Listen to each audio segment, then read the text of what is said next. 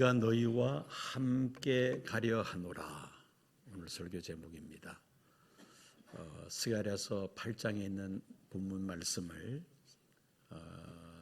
제목으로 삼아서 말씀을 전하고자 합니다.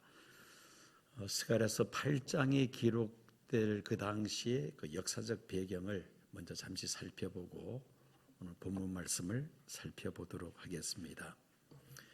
유다 왕국이 이방신과 우상을 섬기며 하나님 말씀을 불순종할 때 하나님은 이방 나라 바벨론을 들어서 유다 나라를 멸망시키죠. 주전 586년에 바벨론에 의해서 유다 왕국은 완전히 멸망하고야 맙니다. 살아남은 사람들 다 바벨론의 포로로 붙잡혀갑니다. 예레미야 선지자가 예언한 대로 그 포로 기한 70년이 참에 페르시아 제국이 바벨론 제국을 멸망시키면서 그 페르시아 제국의 고레스 왕이 바벨론에 살고 있는 유다 백성들은 예루살렘에 돌아가서 성전을 재건하라는 명령을 내리게 됩니다. 그것이 주전 539년에 그런 일이 벌어집니다. 바벨론의 포로 생활하던 유다 백성들이 드디어 예루살렘으로 돌아오죠. 꿈에도 그리던 그 예루살렘 성으로 돌아오는 그 모습. 어제 제가 영상을 정리하다가 하나 짤막한 오래된 영상이 하나 있더라고요. 여러분들 잠시 보여드리도록 하겠습니다. All free men now. Come, join the others.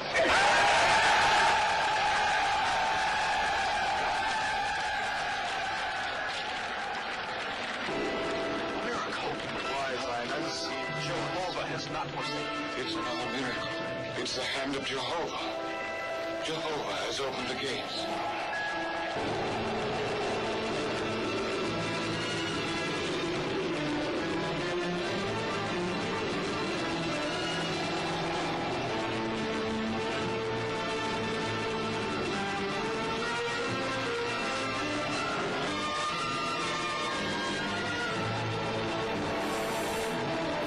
아주 오래된 필름인 것 같습니다만 바벨론에서 생활하던 5만여 명의 유다 백성들이 1차로 예루살렘으로 귀환을 합니다. 돌아와서 이제 성전 재건 공사를 시작합니다. 그때가 주전 536년이었습니다. 성전 재건 공사를 시작하는데 주변 부족 국가들이 방해를 놓습니다. 심지어 페르시아 제국에다가 뭐라고 이간질을 하느냐면은 저들이 성전을 재건하면은 필경 페르시아 황제를 대적할 겁니다. 성전을 건축하게 해서는 안 됩니다. 이런저런 그런 방해로 그만 성전 재건 공사는 중단이 됩니다. 16년이라는 세월이 흐르면서 예루살렘에 돌아온 유다 백성들은 자기 집들을 짓고 농사 짓고 자녀들을 부양하기에 급급했습니다. 한마디로 먹고 살기에 급급했다는 것이죠. 이때 하나님은 학개 선지자 스가랴 선자를 보내셔서 성전 재건 공사를 다시 시작하도록 독려를 하시죠. 특별히 스가랴서는 이제 그런 상황에서 쓰여진 것입니다. 스가랴 선자를 통하여 하나님의 말씀을 듣고는 유다 백성들이 다시 성전 재건 공사를 시작을 합니다. 4년 만에 성전 재건 공사는 끝이 나죠. 그것이 주전 516년에 성전 재건 공사가 이제 끝이 됩니다. 끝이 납니다. 그 어간에 성전 재건 공사를 다시 시작해서 완성하기까지 그 중간 어간에 스가랴서 7장, 8장이 이제 기록이 됩니다. 7장, 8장에 있는 그 말씀이 선포가 되죠. 성전 재건 공사가 이제 절반쯤 이제 진행되고 있을 때, 그때 하나님은 스가랴 선자를 통하여 성전이 재건이 되면은 하나님이 기뻐하시는, 하나님이 원하시는 이스라엘 공동체는 이런 모습이다. 그 10가지 하나님이 원하시는 이스라엘 공동체의 모습을 스가랴서 8장에 제시를 하고 있습니다. 자, 이제 성전 재건이 2년 후면은 완성이 될 텐데 저 재건될 성전은 마치 컴퓨터의 하드웨어와 같다. 여러분, 하드웨어만 가지고서는 컴퓨터가 돌아가지 않습니다. 아무리 고가의 컴퓨터를 사들였다 할지라도 그 컴퓨터를 돌릴 수 있는 소프트웨어가 있어야 되죠. 이제 재건될 성전은 마치 이 컴퓨터와 같다는 겁니다. 그 재건될 성전을 중심으로 회복될 이스라엘의 공동체의 모습을 하나님은 스가랴를 통하여 8장에 아주 자세하게 말씀하고 있습니다. 자, 그래서 회복될 이스라엘 공동체는 마치 소프트웨어 같다. 하나님이 기뻐하시는 아름다운 샬렘 공동체를 이렇게 세워야 한다. 이게 바로 스가랴서 8장에 있는 내용입니다.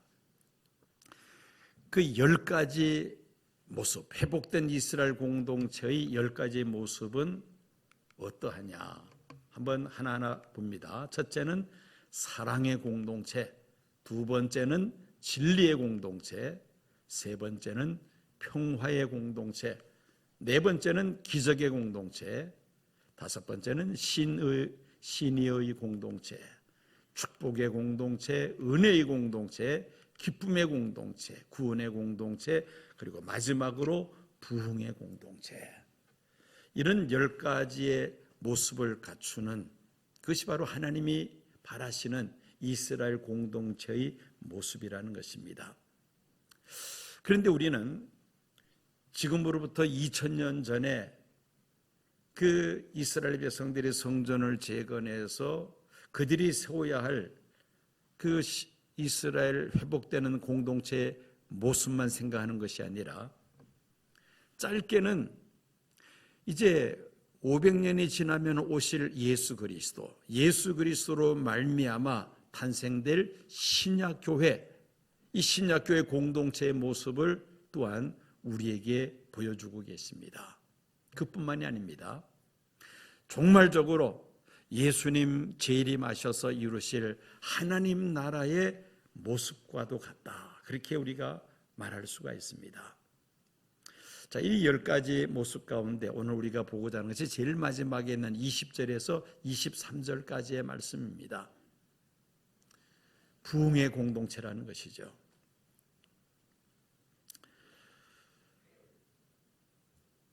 스가랴서 8장 20절에서 23절까지 말씀 우리 한번 다 같이 말씀을 한번 읽어보겠습니다.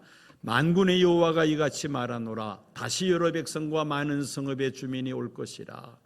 이 성읍 주민이 저 성읍에 가서 이르기를 우리가 속히 가서 만군의 여호와를 찾고 여호와께 은혜를 구하자 하면 나도 가겠노라 하겠으며 많은 백성과 강대한 나라들이 예루살렘으로 와서 만군의 여호와를 찾고 여호와께 은혜를 구하리라. 만군의 여호와가 이와 같이 말하노라. 그날에는 말이 다른 이방 백성 10명이 유다 사람 하나의 옷자락을 잡을 것이라. 곧 잡고 말하기를 하나님이 너희와 함께 하심을 들었나니 우리가 너희와 함께 가려 하노라 하리라 하시니라. 마지막에 노란색 글씨가 오늘 설교 제목입니다. 우리가 너희와 함께 가려 하노라 하리라 하시니라. 스가랴서를 보면은 그날이라는 단어가 14장으로 된 스가랴서에 23번 나옵니다. 아주 자주 나온다는 것이죠. 그날은 예수님의 재림의 때를 가리키지만은 광의적으로 해석할 때는 예수님 초림부터 재림까지를 다 통틀어서 가리킨다. 그렇게 폭넓게 해석하기도 합니다. 그날이 되면은 많은 사람들이 하나님을 찾게 될 것이라는 그런 말씀입니다. 구약 시대에는 이 글이 쓰여진 구약 시대에는 유대인들만이 하나님의 선민이다. 하나님의 택하심을 받은 선민이라 그렇게 생각을 했습니다. 그런데 신약 시대에 들어와서는 누구든지 회개하고 예수 믿으면 다 하나님의 백성이 될 수 있는 것이죠. 말이 다른 이방 백성들이 회개하고 하나님의 백성이 되는 구원의 역사가 장차 일어날 것을 스가랴가 예언했다는 것입니다. 이 말씀대로 예수님 초림하셨고 그리고 십자가에 달리시고 부활 승천하신 후에 예수님을 따르던 사도들이 나가서 예수의 복음을 전하기를 시작하는데, 예루살렘에서 시작된 이 복음의 역사는 비록 유대인들은 복음을 회방하고 하나님을 대적했지만은, 그러나 사도들에 의해서 이방인들에게, 수많은 나라와 민족들에게 복음을 전하며 수많은 이방들이 하나님 앞에 돌아서는 놀라운 구원의 역사가 일어난 것입니다. 특히 사도 바울은 이방인의 사도로 부르심을 받아 아시아와 유럽을 순회하면서 많은 이방인들에게 복음을 전하고 그리고 교회들을 세웁니다. 바울이 수많은 사람들에게 예수를 구주로 영접하는 구원의 역사가 나타나는데, 그런데 그 일에 가장 회방꾼이 누구였느냐? 바울과 같은 동족인 유대인들이 그 회방꾼 역할을 합니다. 복음이 예루살렘에서 시작이 되어 사마리아와 땅끝까지 전파되면서 수많은 나라와 민족들이 회개하고 하나님께로 돌아섭니다. 지금도 수많은 선교사들이 복음의 오지에 들어가서 복음을 전하면서 참으로 수많은 나라와 민족들이 회개하고 예수 믿고 하나님 앞에 돌아오기 위해서 그렇게 헌신하고 있습니다. 자, 우리가 스가랴서 8장에 있는 마지막에 있는 이 말씀을 보면은 22절에 많은 백성과 강대한 나라들이 예루살렘으로 와서 했는데, 이것은 오늘 신약 시대에 우리가 적용을 한다면은 교회로 우리가 설명할 수 있습니다. 신약 교회로 와서 만군의 여호와를 찾고 여호와께 은혜를 구하리라. 만군의 여호와가 이와 같이 말하노니 그날에 말이 다른 이방 백성 10명이, 말이 다른 이방 백성 10명은 신약 시대, 오늘 이 시대에서 우리가 관점에서 해석한다면은 예수 믿지 않는 불신 영혼들을 가리킵니다. 유다 사람 하나의 옷자락을 잡을 것이라. 유다 사람 하나의 옷자락을 잡을 것이라는 것은 예수 믿는 사람들을 붙잡는다는 겁니다. 그러면서 뭐라고 말합니까? 하나님이 너희와 함께 하심을 들었나니, 하나님이 너희와 함께 하심을 들었나니 우리도 너희와 함께 가려 하노라. 우리도 너희처럼 예수를 믿고 하나님을 섬기기를 원한다는 그런 말씀입니다. 많은 불신 영혼들이 회개하고 예수 믿고 구원받게 될 것을 이미 스가랴가 예언을 했다는 것입니다. 왜 수많은 나라와 백성들이 하나님을 섬기는 백성들에게 찾아옵니까? 이유가 있습니다. 오늘 설교 제목과 같습니다. 하나님이 너희와 함께 하심을 들었나니 우리가 너희와 함께 가려 하노라. 하나님이 너희와 함께 하심을 들었나니, 하나님을 알지 못하던 사람들이 예수 믿고 구원받은 하나님의 백성들을 보고, 정말 하나님이 살아계시는구나, 하나님이 저들과 함께 하시는구나 라는 사실을 깨닫게 된다는 것입니다. 여러분 어떻습니까? 이제 명절을 맞이해서 그동안에 멀리 떨어져 살던 우리 가족들, 친지들 만나서 세배도 하고 서로 덕담도 나누고 식사도 하면서 그런 교제의 시간을 우리가 명절에 갖습니다. 함께 모였을 때에 저 가정은 정말 하나님이 함께 하시는구나, 저 가정은 왜 예수 믿다 저렇게 낙담했지, 왜 신앙생활을 도중 포기했지, 아마 그런 모습들이 눈에 보일 겁니다. 예수 잘 믿고 정말 하나님이 함께 하시는 모습을 본다면은 서로가 다 부러워하죠. 우리 집안도 저 가정처럼 정말 열심히 신앙생활을 잘 해야 되겠구나, 그런 마음을 갖지 않겠느냐는 겁니다. 여러분, 넬슨 만델라라고 여러분 모르는 사람 없죠?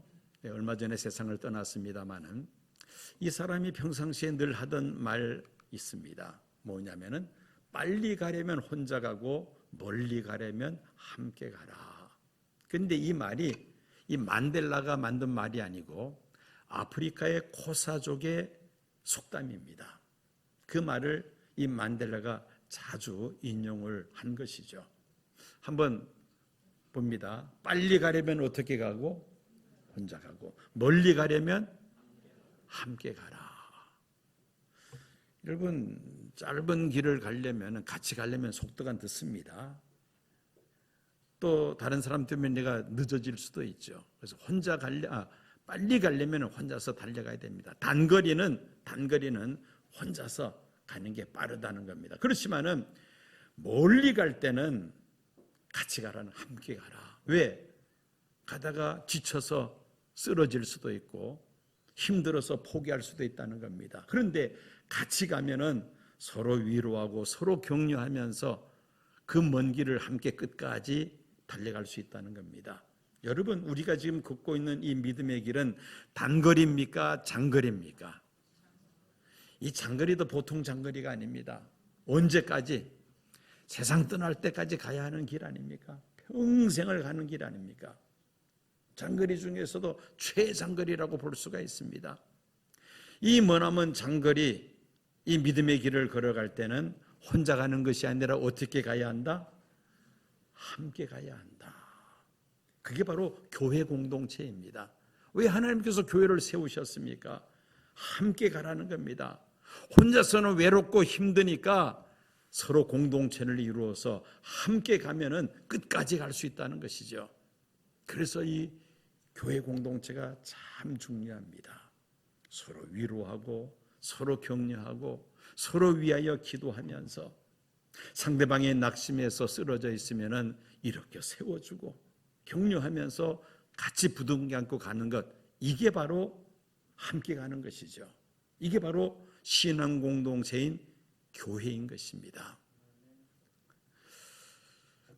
이사야 선지자는 성령의 감동을 받아 장차 동정녀의 몸을 빌어 세상에 오실 메시아 이름을 임마누엘이라 부르죠. 이사야 7장 14절입니다. 그러므로 주께서 친히 징조를 너희에게 주실 것이라. 보라, 처녀가 잉태하여 아들을 낳을 것이요 그의 이름을 임마누엘이라 하리라.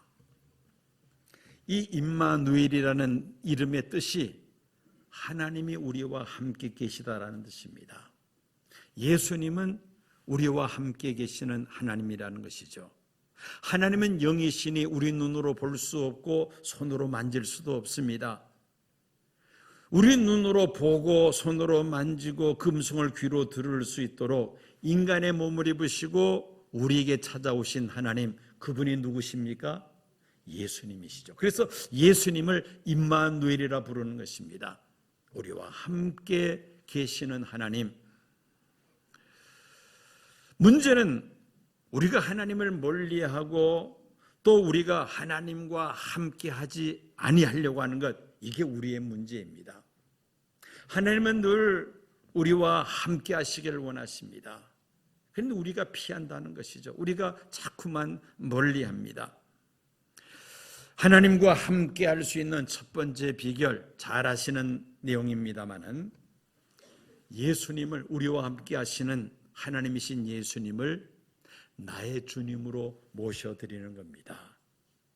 내 인생의 주인으로 모신다는 것이죠. 이것이 하나님과 함께하는 가장 기본적인 일입니다. 예수님을 나의 주님으로 모시고 살아간다. 예수님께서 말씀하셨습니다. 요한복음 15장 4절, 내 안에 거하라. 나도 너희 안에 거하리라.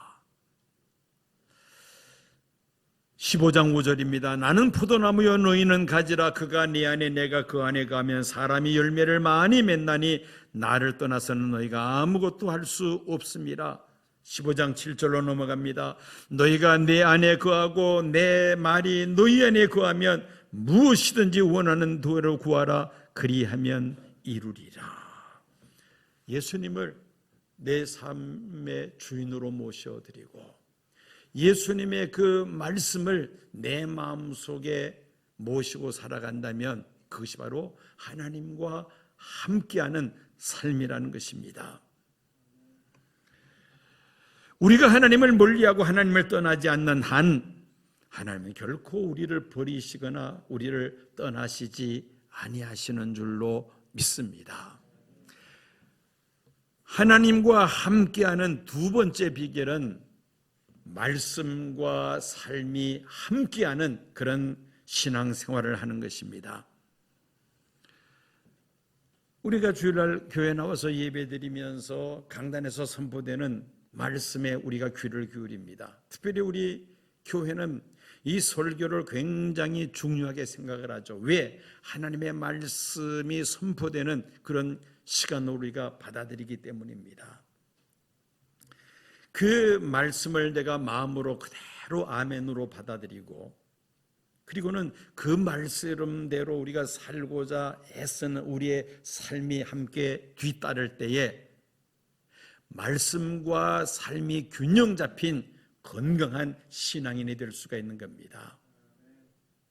그래서 우리 교회는 주일 예배를 드리고 그 다음에 소그룹으로 나누어져서 셀 예배를 드립니다. 셀 예배에서는 무엇을 합니까? 오늘 예배 중에 또 선포된 하나님의 말씀, 내가 참 감동적으로 받아들인 은혜의 말씀들을 서로 함께 나눕니다. 그런데 참 놀랍기는 똑같은 시간, 똑같은 장소에서 똑같은 사람의 설교를 들었는데 받는 은혜들은 다 달라요. 다 다릅니다. 그런데 그 다르지만은 서로 그 은혜를 나누면은 그게 더욱더 은혜가 또 넘쳐나게 됩니다. 그리고는 작은 목표를 세웁니다. 우리가 오늘 받은 이 말씀을 가지고 한 주일 동안 삶 속에서 이렇게 한번 적용해 봅시다. 작은 목표를 세웁니다. 그리고 기도하고 헤어지면은 한 주일 동안 그 목표를 생각하면서 그 말씀대로 살기로 노력을 합니다. 그리고 그 다음 주일 만나서 또 예배드리고 소그룹 셀 예배에 참석하면은 지난주 세운 목표를 가지고 나는 이렇게 살기를 힘썼습니다. 그렇게 살려고 애를 썼지만은 그만 그 말씀대로 살지 못했습니다. 이런 각자의 그 경험담, 간증을 서로 나눕니다. 그러면서 또 오늘 받은 말씀을 가지고 또 새로운 목표를 또 세웁니다. 이러면서 우리가 평생을 함께 가는 것입니다. 여러분, 이것이 작은 것 같아도요, 매주일 모여서 그렇게 예배 드리면서 내가 말씀과 삶이 함께하는 생활을 위해서 말씀에 귀를 기울이고 그 말씀대로 살고자 애쓰는 이 과정이 1년, 2년, 10년, 20년 쌓이면서 나도 모르게 예수 그리스도를 닮아가는, 예수님을 본받는 예수님의 제자로서의 삶을 살아간다는 것입니다. 그런 삶의 모습들을 믿지 않는 사람들이 볼 때에 저 사람을 보니까 정말 하나님이 살아계시는가 보다. 나도 저 사람처럼 나도 예수 믿고 하나님을 섬기면 좋겠다. 이런 마음이 우러나올 수 있는 것은 우리 성도들이 말씀과 삶이 함께 할 때에 그런 감동을 믿지 않는 사람들에게 주는 것입니다. 그것이 없으면은 같이 예수 믿읍시다 전도했을 때에 마음이 내키지를 않죠. 심지어 어떤 사람들은 당신이나 예수 잘 믿으시오. 나는 내 길을 갈 테니까 당신이나 예수 잘 믿으세요. 이런 반응을 또 우리가 경험하기도 합니다. 왜 그렇습니까? 말씀과 삶이 함께하는 이 균형 잡힌 신앙생활이 안 되기 때문이라는 겁니다. 그래서 정말 하나님이 함께 하시는 그런 신앙생활을 하려면 첫째는 예수님을 내 삶의 주인으로 모셔드려야 되고요. 두 번째는 그 주님의 말씀을 내 마음에 받을 뿐 아니라 그 말씀대로 살아가기를 힘쓸 때에 하나님이 우리와 함께하는 모습을 나도 모르게 자연스럽게 이게 나타날 수밖에 없는 것이죠. 그 모습을 본 주변의 불신 영혼들이 하나님이 당신과 함께 하십니다. 나도 당신이 섬기는 하나님을 함께 섬기고 싶습니다. 우리도 너희와 함께 가려 하노라. 이런 고백이 뒤따를 수가 있다는 말씀인 것입니다.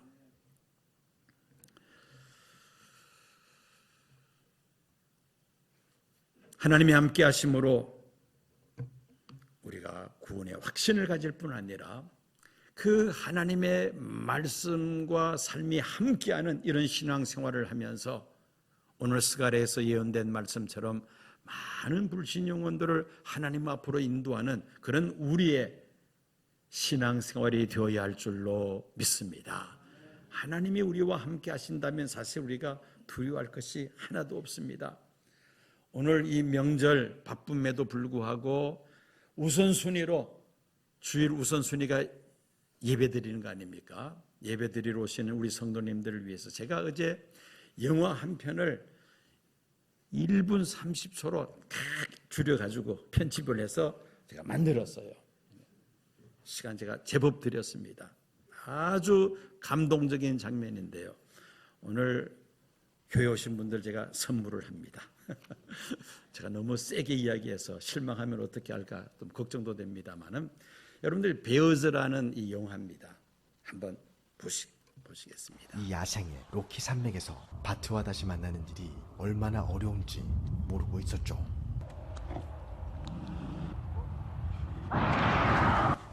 그리즐리 곰을 제외한 로키 산맥 최상위 포식자인 퓨마가 자신을 노린다는 걸 눈치챈 투스.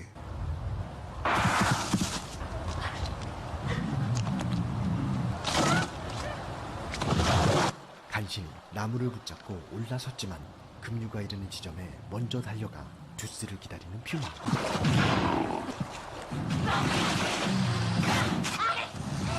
언젠가 엄마가 보여준 것처럼 사력을 다해 고함을 지르고 그 뒤를 바트가 지키고 있습니다.